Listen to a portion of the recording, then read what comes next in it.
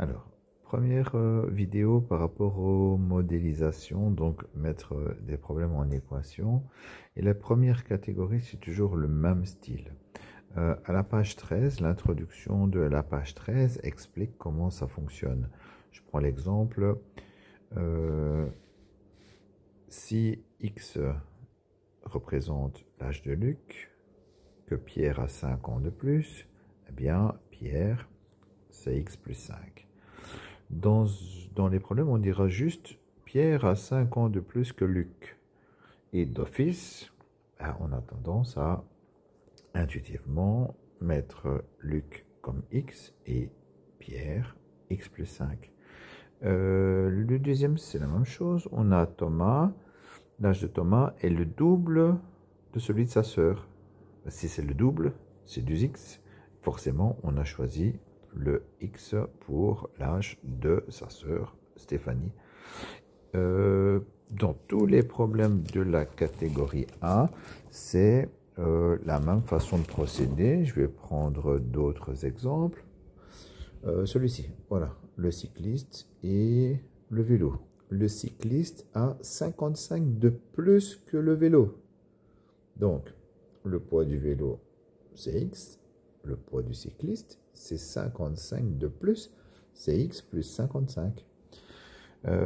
Ici, le père et le fils. Tu sais que le père a 25 de plus que le fils. Voilà, même chose. Le fils x, le père x plus 25. Ici, chaque jour, on augmente de 5. Eh bien, le premier jour, c'est x. Le deuxième, c'est x plus 5. Le troisième, c'est x plus 10, et ainsi de suite. Je tourne la page. Les suivants sont à la page 19. La page 19, on ne l'a pas fait avec tout le monde, mais voilà, c'est le même principe. 3 bâtons. Le deuxième mesure 0,3 de plus que le premier.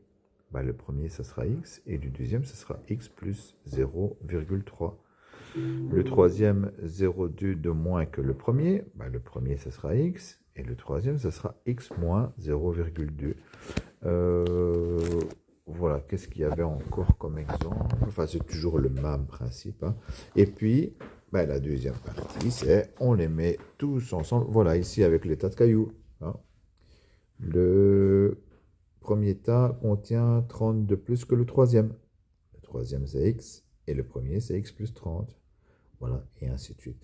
Une fois qu'on a réalisé la première étape, la deuxième étape, c'est toujours tous ensemble, ça donne autant. Ben, on les additionne et on résout l'équation. Donc la deuxième étape, elle est facile pour tout le monde dans cette première catégorie de situation. Je vais juste vous montrer et insister voilà, sur l'exemple du vélo et du cycliste. Hein. Donc on a dit le vélo x, le cycliste x plus 55. Quand on additionne les deux, on a bien du x plus 55. Et attention, pas x plus 55. Hein. On a déjà attiré votre attention en classe. Je rappelle que quand on a terminé, on peut remettre les valeurs dans le problème et faire la vérification pour être sûr de sa réponse. Hein. Donc voilà, je pense que cette explication devrait suffire pour la première catégorie.